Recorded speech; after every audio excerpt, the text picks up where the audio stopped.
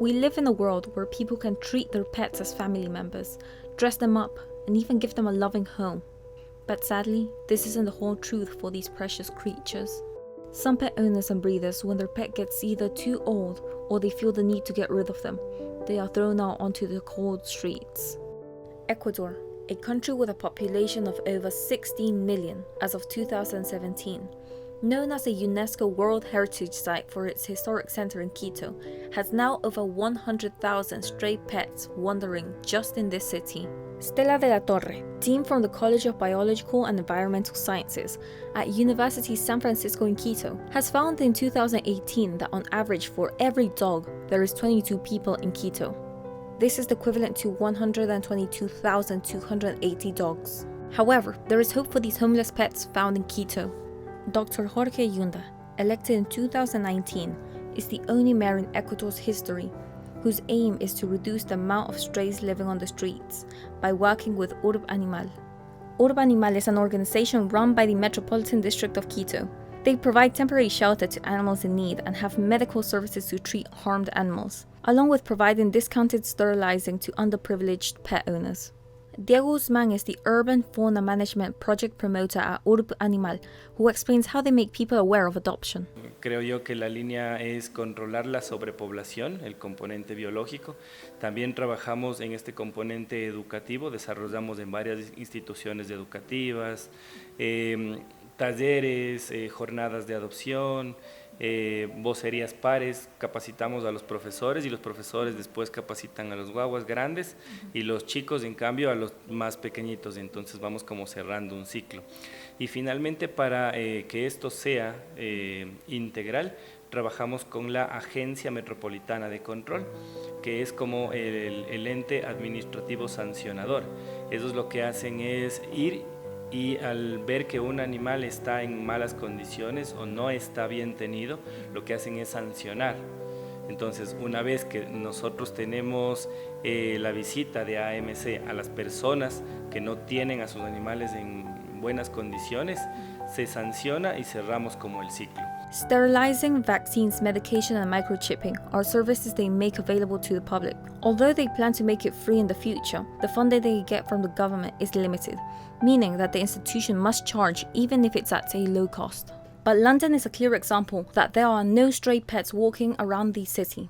Organizations such as the RSPCA and Battersea Dogs and Cats Home have promoted themselves from posters to showing TV adverts with sheltered animals. If a person finds a possible stray animal on the streets, they call these institutions. Once they have the animal in their possession, they go through checks, vaccinations, and spay them to avoid overpopulation. These organizations have voluntary funding by people, but other forms of income are selling merchandise and do weekly lottery draws. But an innovative idea the RSPCA have found is to partner up with websites such as Amazon Smile, eBay for Charity, Easy Fundraising, and more. Depending on how much you spend, they can get up to 5%. But an organization called Pets as Therapy allows pet owners to volunteer their pets for therapy. By using pets as a form of therapy, it allows people to reduce their stress. In some cases, sheltered animals are used as therapy pets when trained adequately. Claire explains what made her join Pets as Therapy with Scarlett, her dog. So I became interested in being involved in Pets as Therapy because my daughter, who's now 12, was in hospital a while ago, and she had to have a cannula put in, and she was really scared. And just at that moment, a dog came, a Pets as Therapy dog actually, and she was able to stroke it. And while she was having this thing put in, she was so much happier. And now she follows the dog on Instagram, and she's really, she fell in love with this dog. And I thought, what an amazing thing to do. And when we had a dog that's a Cavapoo as well, and she was really friendly, I thought, wouldn't that be amazing to do that? And actually it's working really well. She loves meeting students and just anybody. Really happy.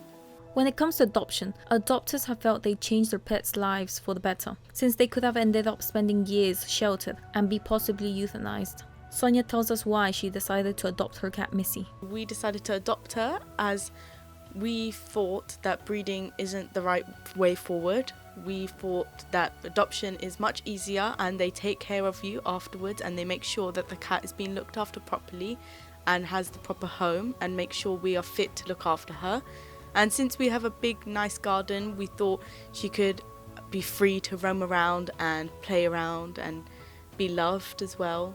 And as we only wanted one cat and no more, we just decided to spade her and not put more cats into the adoption system. But in some cases, there are people who are willing to adopt, but are denied the chance due to these organizations judging the financial and living situation of a person. Jennifer has gone through this herself. This is why she decided to buy her dog Tito. So I think my family's intention at first was to adopt a dog, maybe a puppy. But we live in an apartment here in London and we don't have a garden, we don't have a little terrace. So when we're looking at the adoption sites, they want the best, like everything possible for a dog. So we thought, oh, well, we're not going to be able to adopt a dog, and we decided to go buy a dog. So we found a breeder, contacted them, and they told us they had 8 puppies that were just born in November. And yeah, we went to go visit them, and we fell in love with him. He was nibbling my sister's shoe, and we said, we want that one. So yeah, I think he picked us. Well, Tito has changed my life in so many ways. Well, most of my family go to work, my sister goes to school, and because of my uni timetable living at home, I would spend all my time at home, and it gets quite lonely when it's just you.